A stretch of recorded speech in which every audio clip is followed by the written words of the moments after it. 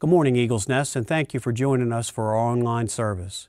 I'm Pastor John McTurnan, the Care Pastor, and I'd like to welcome you as we continue our series called Wonder by the Touch of Jesus.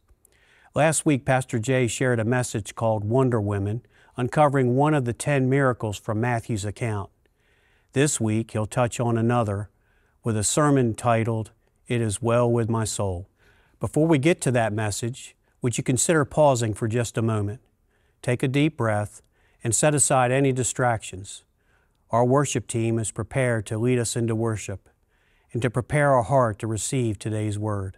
We invite you to watch our online announcements segment immediately following the service with the latest updates on everything happening here at Eagles Nest Church. So please join Andrew, Taylor, and Melinda, and let's worship together. Enjoy the service.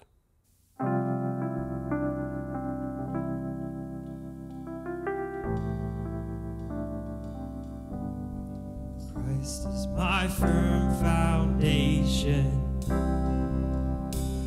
the rock on which I stand when everything around me is shaking. I've never been more glad that I put my faith in Jesus, 'cause He's never let me down. He's faithful through generations, so why would He fail now? He won't. He won't. I've still got joy in chaos. I've got peace that makes no sense, so I won't be not held by my own strength, 'Cause I built my life on Jesus, and He's never let me down. He's faithful in every season, so why would He fail now? He won't. He won't. He won't fail. He won't fail. He won't. He won't. He won't fail. He won't fail. He won't.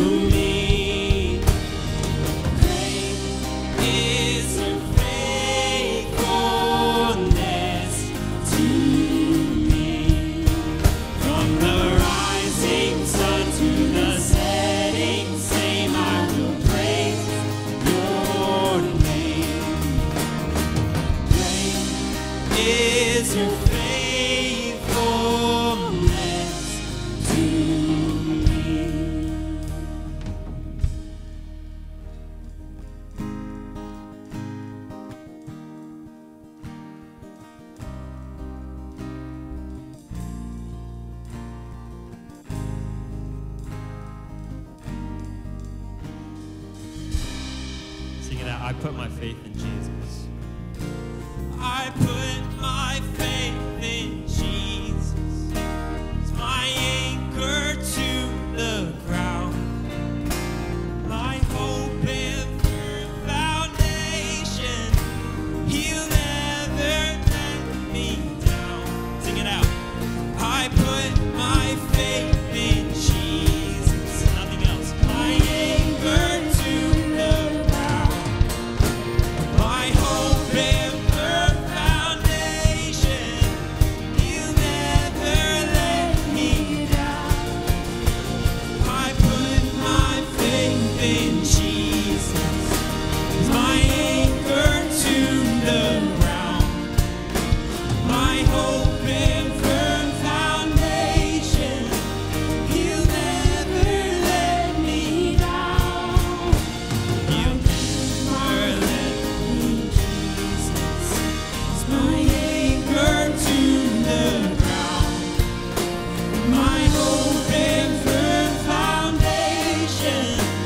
He'll never let me down.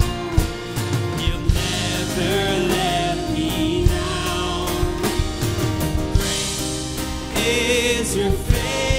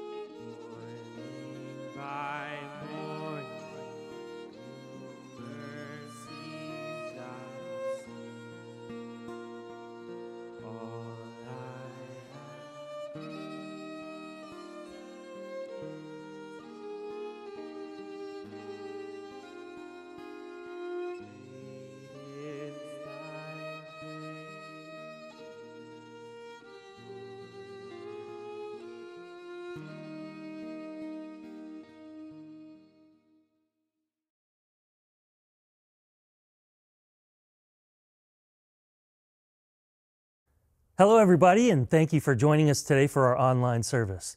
I'm Pastor Jay, and today we're going to be continuing in our sermon series from the Gospel of Matthew called Wonder. Throughout this series, we're discovering how each of the 10 miracles of Jesus found in Matthew 8 and 9 speak to us. You'll notice that we're not following the miracles in sequential order. Instead, we've grouped them into 3 categories. This month are the wonders by the touch of Jesus. And we'll introduce the next grouping as we move along. Last Sunday, I shared a Mother's Day message called Wonder Women. And we looked at 3 moms, including Peter's mother-in-law, who was miraculously healed by Jesus.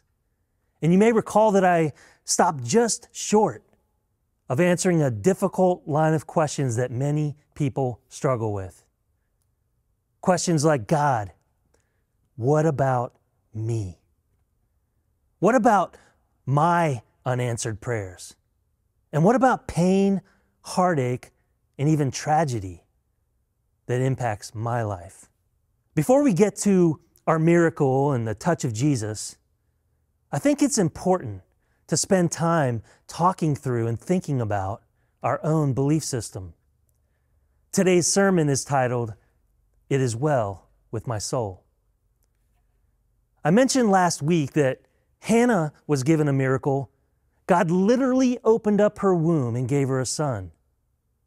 But Hannah's answer to prayer and other people's answer to prayer, sometimes, if we're honest, can make us scratch our heads and ask questions about our own situation. And these are difficult questions, but they're valid. And I am confident God can handle all our questions. Did you know these questions we're asking today aren't new? Not for God. It's been the cry of creation for generations. And one of the earliest known stories the Bible tells us about a man named Job. It says Job was a righteous man. And because of that, because he was righteous, Satan asked God for permission to mess with his life. And God allowed it. You can read that for yourself. I'm not making it up.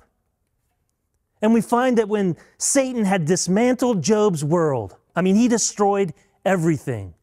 His wealth, his entire family dies, he lost his livelihood, and eventually his own good health started to fail. And Job didn't know why. He had lived a righteous life, and he'd always been blessed for it.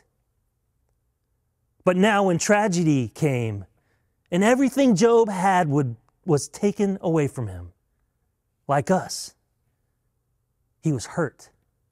He was stunned. Was God angry with him? God, did I do something wrong? Job 30 verse 20 says this, I cry out to you, God, but you do not answer. I stand up, but you merely look at me. You turn on me ruthlessly. With the might of your hand, you attack me. You snatch me up and drive me before the wind, and you toss me about in the storm. Man, that sounds awfully similar to the questions we're asking today. Because that's how we feel when life kicks us around. When things happen outside of our control and we don't understand why. It's not wrong. But feelings aren't reliable. They aren't faith. They're fickle. And they will carry us wherever the wind takes us. We need a firm foundation, a strong belief system. You've probably heard variations of the true story behind the old gospel hymn, It Is Well With My Soul. If you haven't, you're about to hear my version. Because it's that story, paired later with my own family's, that can help us examine what we truly believe. Those stories can help us connect. And then we'll tie in the miracle found in Matthew 9. So let's travel back together, if you will, to the 19th century, to the 1800s. Horatio Spafford was born in New York in 1828.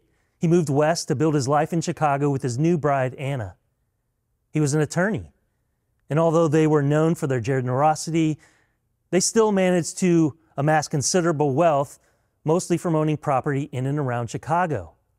The Spaffords were devout Christians. They were very active in their local church where Horatio actually served as an elder. In one decade, the Spaffords became a family of 7. 5 children, 4 girls, and a boy. Sounds like a pretty charmed life so far. But very soon, major tragedy will strike the heart of the life they had built. Before we get to the rest of their story, let's go back to our questions. What does your belief system say when bad things happen to good people? What about when your prayers for safety, good health, or good fortune don't go your way? What happens to your faith when this fallen, broken, sin-filled world delivers crisis to your doorstep? Horatio Jr., now just 4 years old, suddenly gets very sick. He's contracted the dreaded scarlet fever, and it's moving all across the U.S. and Europe. After a very short battle, less than 72 hours, their only son dies. No matter how you process it, no parent should have to bury their child. It's a memory you never fully let go of. What happens to your belief system when tragedy like that strikes? You may remember from your history lessons, October 1871, it was called the Great Chicago Fire. This fire burned 2,000 acres of Chicago and left 90,000 residents homeless in one day. It took nearly 300 souls, and most of central and northern Chicago was now ashes. And I'll give you one guess who owned many of the properties destroyed in North Chicago. Horatio Spafford. While they were grateful to keep their home and certainly their lives, they watched helplessly as most of their wealth went up in smoke. How's your belief system holding up? Immediately after the fire, they used their own resources, which was their home and what was left of their money, to help other people. They committed somehow to demonstrate the love of Christ to other people in the midst of their own pain. And remarkably, as if that weren't enough, the story isn't finished. In 1873, Horatio decides to take his family on a much-needed holiday to Europe. It's been a rough couple of years. He got held up with work at the last minute, so he sent his wife and 4 girls on ahead to England. Of course, reassuring his girls, I'm going to join you in just a few days. On November 22nd, 1873, the vessel carrying all 5 of his girls was struck by an iron sailing ship. The collision was catastrophic. 226 passengers lost their lives as the vessel sank in only 12 minutes.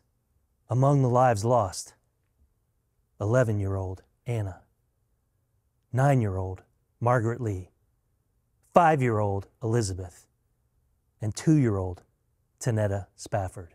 An unspeakable tragedy. And now all of their kids, every one of them, all under the age of 11, are gone. Remarkably, maybe miraculously, but certainly mercifully, his wife Anna survived. She was found unconscious but alive, floating on a piece of driftwood. When she docked in South Wales, Anna sent her husband the dreadful news, and the telegram read these 2 words: saved alone. That's how Horatio would learn. All of his little girls had perished. I can't even imagine, even after all the things that already happened, what did that feel like in that moment? Horatio set sail for Wales, and a very interesting thing happened on his trip. As he crossed the Atlantic, the ship captain summoned him to join him on the bridge. Pointing to his charts, the captain somberly explained they were passing over the exact same spot right now where the vessel had sunk. While staring at the ocean, this vast but very empty grave, probably imagining the terror that had just occurred at this exact spot just a few days earlier. As Horatio hovered over these tragic coordinates where most of everything he loved about life had drowned, he was inspired. This husband, now a father no more, had endured so much suffering, so much loss. And from these thoughts, in this moment, he began to write these words. When peace, wow, like a river, attendeth my way. When sorrows like sea billows roll, whatever my lot, thou, God, hast taught me to say, it is well with my soul. In a moment where most people would give up, they would walk away from their faith. They might even end it all. In the midst of crushing sorrow and pain, Horatio held on to his faith. I wonder where that kind of inner strength comes from. I don't know if you can take much more, but the storytelling isn't over. And for me, it's about to get really personal. I'm going to tell you about my family. My grandparents on my mother's side of the family are both alive and well. They're two of my favorite people in the world. My family can attest they're truly a remarkable couple. They're fun to visit with and spend time with, and I could listen to their stories for days and never get tired. I've been extremely blessed to have them in my life. And it's because of them that I have 5 generations of family alive today. My grandmother has an iPhone. I still get random text messages and they're mostly legible. She's definitely watching. Sorry, Graham, I love you. My grandfather still has an active driver's license. In 2 years, he's going to be 100. So I'm not sure how, but he still drives into town almost every day, which I do get nervous about. Sorry, Papa. But at 97, you can pretty much do what you want. But they're happy. They're together. They live in their own home in Georgia without any assistance except occasional visits from family or friends. We have a wonderful, large family. Honestly, my grandparents are just amazing people, and I absolutely love them. He'll be 98 this September. She'll be 90 in October, and she's going to kill me for telling you that. But they just celebrated together 72 years of marriage in January. My grandfather is Leonard Allen Rogers, and yes, the rumors are true. My grandfather is second or third cousins to Fred McFeely Rogers. Yes, that Mr. Rogers, the guy that really wanted to be all of our neighbor. I'll stick around after the show to sign autographs. They went their own directions in life, my grandfather and Fred, and they never really reconnected. But my grandfather recalls Fred's family would join his family at the table on Sunday afternoons when he and Fred were just kids.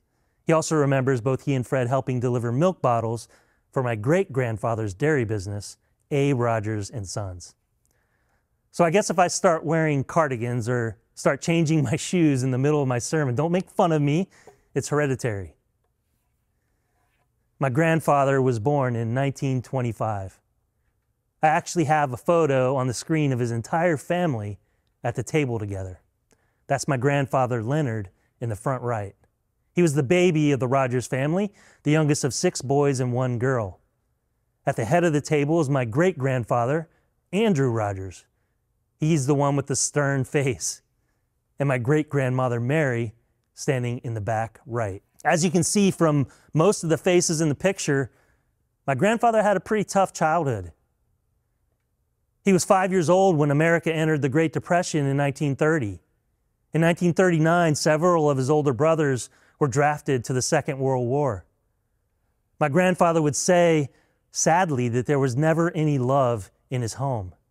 There were never signs of affection at any time by his mother or his father.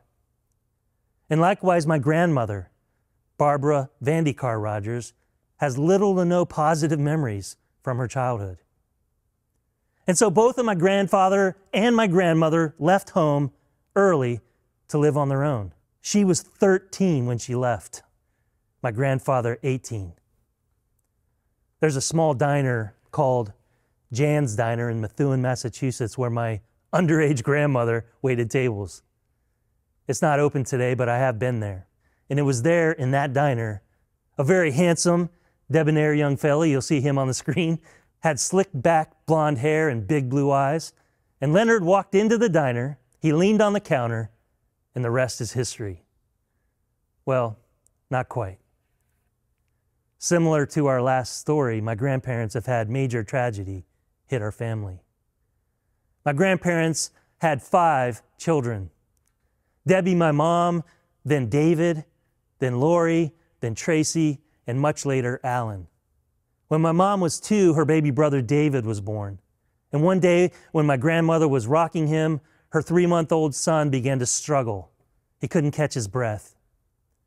It all happened so fast, but before help arrived, David died in my grandmother's arms.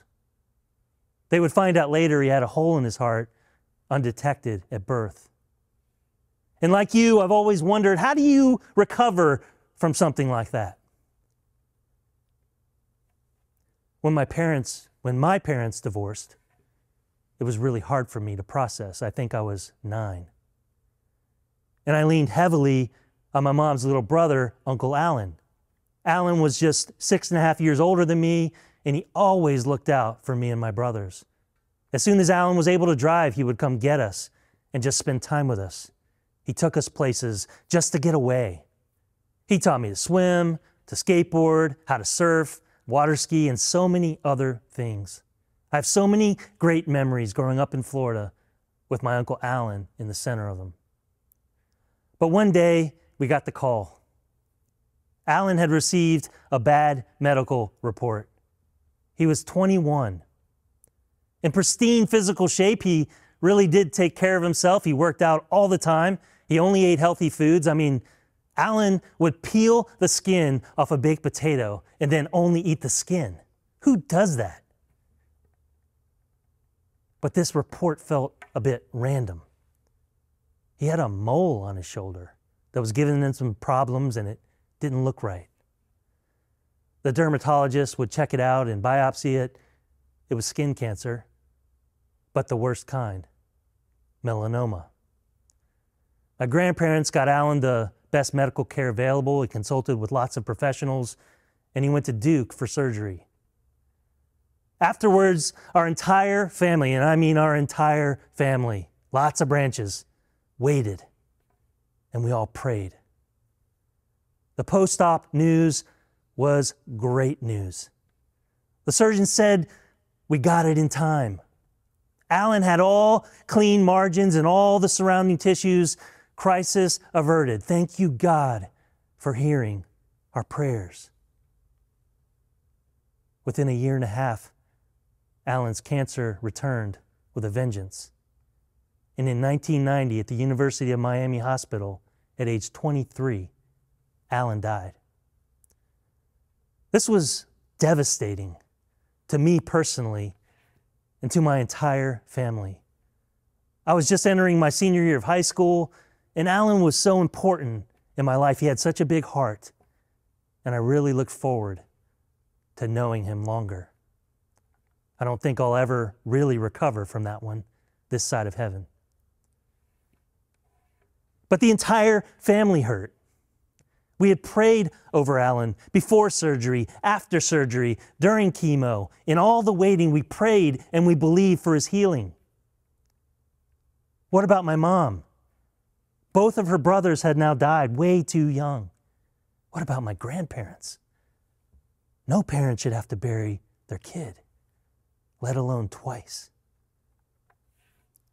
I told you earlier my grandparents had 5 children.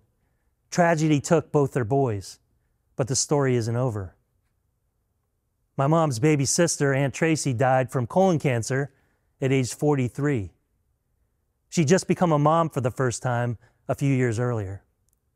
My Aunt Lori was tragically killed in a car accident at age 59, only she was a pedestrian. Both sons, 2 daughters, gone, both parents still alive.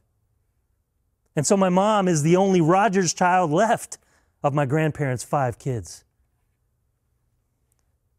And I have watched my grandparents hold on to their faith through devastating and tragic loss, and we talk about it. And I bet if you could take a trip with me down to Georgia to meet with my grandparents in their living room, they would tell you the only way you can make it through trauma like that is by having faith in Jesus. It's the only way to get through it.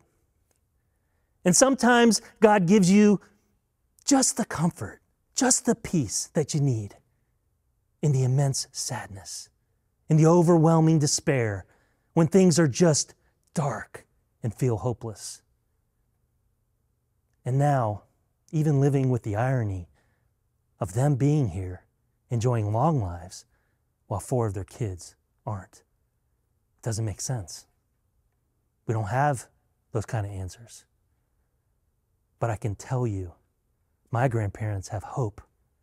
Not like a wish that you hope will come true. That's Disney World. A real hope that is an anchor for your soul, that you are confident you'll be reunited again. It's one of the things my grandmother says to me every time I visit. She says, "Jason?" Now that's not my name. That's just what she calls me. No one else is allowed to do that. She says, "Jason, when I die, Alan's gonna be right there. And I know he's gonna be one of Jesus's favorites. He's gonna meet me at the gates of heaven with all my kids. He's gonna look for me. And I can't wait to get there and give him the biggest hug. I'll probably never let him go." And she always finishes the same way, with 4 words and tears in her eyes. God, I miss him. Scripture tells us it may not happen during our time here on earth, but there will be a day for those who believe where there are no more tears, no more pain, no more suffering, and no more death. What do you believe? Can you proclaim, no matter what comes your way, it is well with my soul? Let's turn the corner from those tragedies and take a look at our next miracle in Matthew's gospel. We're going to pull out just one miracle from this passage. Matthew 9, verse 19 will get us started. It says, Jesus got up and he went with him, and so did his disciples. They were headed to another emergency. In verse 20, just then, a woman who had been subject to bleeding for 12 years came up behind him, speaking of Jesus, and touched the edge of his cloak. Verse 21, she said to herself, "If only I touch his cloak, I'll be healed." And Jesus turned and saw her and said, "Take heart, daughter. Your faith has healed you." And the woman was healed right at that moment. Now, Matthew is always pretty succinct. He's pretty short in his narratives. I do want to add some extra seasoning by using Luke's version. We get a bit more useful information to the story. I'm just going to paraphrase it from Luke chapter 8. Luke, who was a physician himself, adds this woman had spent all of her livelihood, all of her money, everything she owned on doctors. She was looking for answers, but her condition was untreatable. Luke also adds that the very moment she touched Jesus' garment, not only was she instantly healed, but that it stopped Jesus in his tracks. In fact, it was so noticeable that Jesus made a scene of it in front of a large crowd. He said, "Hey, wait, stop. Who touched me?" And it says because Jesus knew that power had gone out from him. Hearing both of those accounts together, we learned this woman had an incurable problem, an issue of blood. And because of it, especially in this society, there was no hope. I wonder how it felt for her to spend all of her money seeking medical advice, yet come up empty. Sorry, we can't help you. Some of you might relate to that. In this Jewish culture, this woman's been told by all the doctors she could go to, all the ones she could afford, ma'am, because of your condition, I'm sorry, you will be unclean for the rest of your life. And that was a death sentence for someone in her culture. It didn't matter if she had family. It didn't matter about friends. She could kiss it all goodbye. She was now banished from public life. All cases like hers, those with leprosy, issues of blood, or other ailments, once labeled permanently unclean, meant you lived in isolation the rest of your days. And I want you to notice from these accounts that this wasn't fresh bad news. She didn't just get the medical report back and was staring off into space and shocked. She had already lived in isolation. She had this issue for 12 long years. She'd already been shunned and dismissed from Jewish society. In fact, we see in Luke's account, she knew what she was doing was wrong. Because Jewish law required her to call out when she was around other people, I'm unclean, unclean, so that they could distance themselves from her disease. What was that like? That's humiliating. That's long-term suffering with no hope for parole. What do you think her prayer was every day of her life for all that time? Seeing these extra details from both accounts gives us a fuller picture of the story, doesn't it? It's also why we see she responded the way she did when she was caught, when Jesus called her out. She was scared because according to their laws, she had exposed everyone around, including Jesus, to her disease. She violated Jewish customs and law, and that was a serious infraction in her day. By the law, she made everyone nearby, everyone in her vicinity, temporarily unclean by hiding in the crowd. But think about something. Why did she do it? Think about her.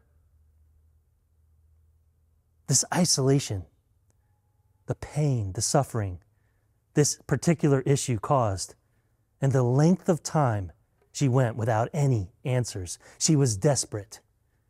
There was no way out of this prison. And somehow her path led her to Jesus. Look, we don't know if she heard about him from the Sermon on the Mount. Maybe someone in the sick colony had gotten healed or have heard of Jesus' miracle touch. Matthew tells us this in her thought process in verse 21. She said to herself, if I only could touch his cloak, I'll be healed. That's all she had left. That was her final Hail Mary. The best she could do was just to get close enough to touch the hem of his garment. That's pretty good stuff all on its own, but I have another amazing thing to show you. One of the most intriguing parts of her story is that her healing doesn't come from a traditional touch from Jesus. So I did some research, and I found in the Torah, the laws of Moses, which the Jews of the day would have known, that God gave his people a special marking. You can find it in Numbers 15:37. Did you know Jews were instructed by God in this day to make tassels on the corners of their garments throughout their generations and to put a cord of blue on the tassel of each corner? And it was to serve as a visual reminder of their covenant with him. The edge of the garment that the Jews wore, the tassels, the cords, all that stuff we see hanging off of Pharisees and Sadducees and others gives you a visual symbol of who that person was, their status, and what they stood for. And in Jesus' day, the edge of a man's garment was who he was. It was his identity. I'm pretty confident Matthew kept things short and succinct because the words he would have used were enough for the culture he was speaking to. This is pretty amazing. In Malachi 4:2, it says this, "But unto you that fear my name shall the Son of Righteousness arise." Malachi's speaking of the coming Messiah, and he will arise with healing in his wings. I don't want to overcomplicate this, but stay with me. What's fascinating is the exact same Hebrew word that means corner of a garment is the same word Malachi used because it has two meanings. It also means wings. The Hebrew word kanaf is a double meaning word in Hebrew. So what Malachi is saying when he prophesies about what the Messiah would be like and that he would come with healing in his wings, it's no coincidence that Matthew uses this particular word, kanaf, in his account. This woman with the issue of blood solved the puzzle. She knew if she could just touch the hem of the garment of the person she believed to be the coming Messiah, healing would come in his wings. Her healing came because she touched Jesus' identity. What does your story tell you about what you believe? What about the prayers you're still waiting for? Even when it seems hopeless, with human terms, do you hear a small, still voice whispering, "Hold on"? We've been through quite a bit today, and we're almost finished. But I need to tell you where I land regarding all these questions we've been asking. I need to tell you the point of it all. And the goal, the why of why we are here on this planet is this. You and me, every person, was made to know God. That's why He created us. And our lives on this earth are temporary. They're fleeting. The scriptures say they're like a vapor. And even if you live long, like my family has, what's 100 years compared to eternity? And the truth is, I don't know how to properly answer all your questions. I don't know why God allows bad things, tragedies to happen to good people. I don't know why. What I do know is that He promises that we will make it to the other side. That He will see us through whatever comes our way. Is it fire? I hope not. But He'll be the fourth man standing next to you. Is it ferocious lions waiting to devour me? I pray not. But if it is, He'll shut their mouths. Is it suffering, pain, loss, tragedy? Lord, may it never be. But if He so chooses, and if my life, the good, the bad, the ugly, can glorify Him through my testimony, and if it points other people to Him, then I say, He is God, and I am not. The Spafford family went through hell on this earth and still held on to their faith. I wonder how many people in the last 150 years since their story was first told have been inspired to strengthen their own belief system. How many souls have been saved to the lyrics Horatio wrote? His example, as tragic as it was, gives glory to his God, and it points other people to Him. My grandparents, the patriarch and matriarch of my family, they've given us so much love in spite of imaginable pain. They turned around their own upbringing and broke the curse. Yes, their story's tragic. No, it wasn't always fun. But they have inspired through the pain now 5 generations who knows how many more, with the faith in the face of tremendous loss. It's who I am because of their example. And for the wonder we just talked about in Matthew, it speaks to us, doesn't it? She carried all that tragedy for all that time, And even though she got her miracle, unlike the other tragic stories we heard about today, she still carried trauma. She's never going to get that time back. But because of Jesus, the Messiah, she could go, finally, in peace. The only real answer I have for all your questions today is Jesus. That's it. He's the one. He can touch your life. He can give you peace. He can give you comfort. He can give you strength, no matter what this life brings. I wonder, as you're listening, does your belief system allow you to say, God, I trust you with all the circumstances of my life. And come what may, it is well with my soul.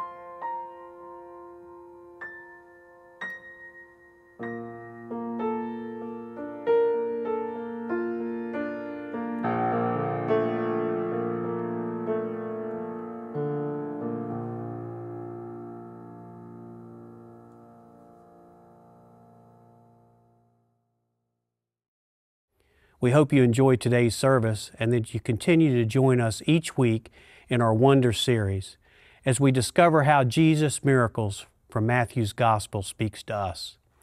If you're new to Eagle's Nest or to our online campus, we'd love to know that you're out there and have the opportunity to say hello to you. Guests, please send us an email with your feedback about today's service to hello@eaglesnest.ch. We invite you to explore our recently refreshed website, eaglesnest.ch, to find out more about Eagles Nest Ministries.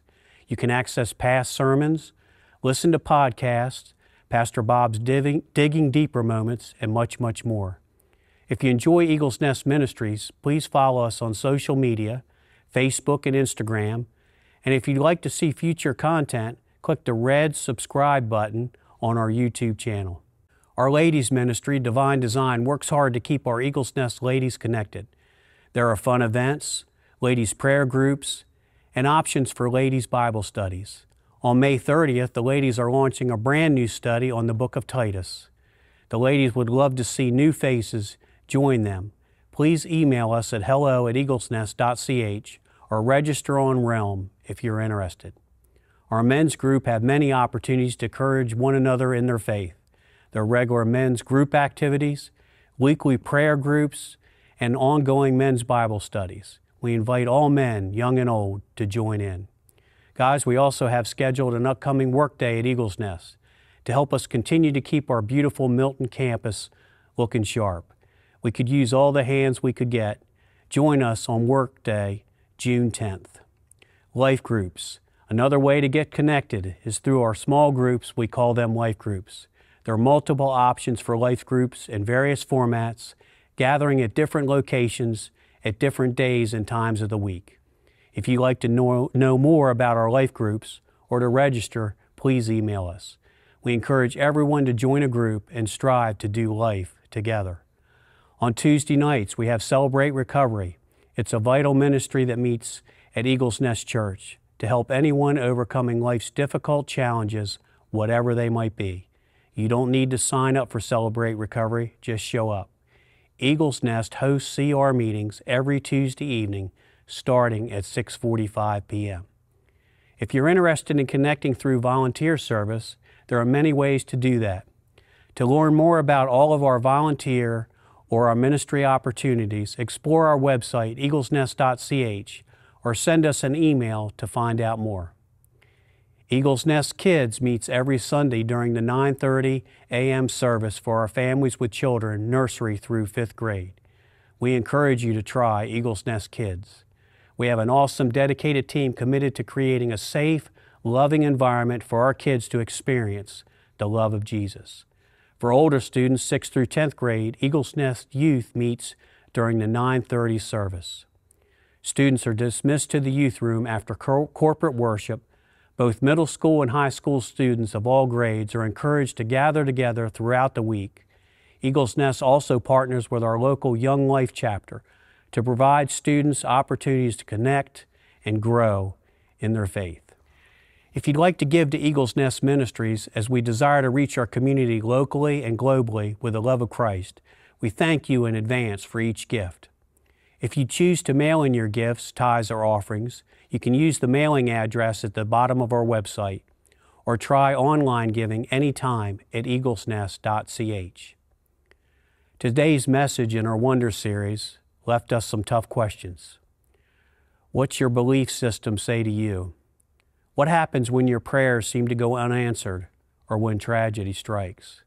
We'd love the chance to help answer those questions or any other questions you might have about your personal faith. If you'd like to talk with someone, receive pastoral counsel, or prayer for any reason, please reach out to us. You can email us at any time at hello@eaglesnest.ch, and one of our pastoral staff will connect with you. Thanks again for worshiping with us online today. We hope you'll join us again next week as we continue in our Wonder series with another miracle by the touch of Jesus. God bless you. Thank you for joining us. Take care and have a good week.